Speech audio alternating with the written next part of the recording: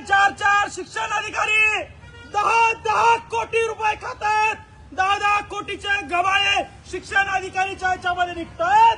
अरे शिक्षकाच्या बदलीसाठी 4 लाख रुपये कलेक्टर सीओ शिक्षण अधिकारी घेतात आणि मंत्र्याची चाटायला ठेवला कलेक्टर. कुठं गेला शिक्षण अधिकारी, कुठं गेला सीओ आणि कुठं गेला कलेक्टर? रोज बसायचं, जनतेच्या पैशातून काजू बदाम घ्यायचं, बैठकावर बैठका लावायच्या आणि या बैठकाच्या नावावर सामान्य लोकांना मात्र त्रास द्यायचा. मी सामान्य लोकांसाठी आवाज उचलतो म्हणून मला त्रास देण्यासाठी माझ्या तहसीलदारानं 4 शिक्षकांना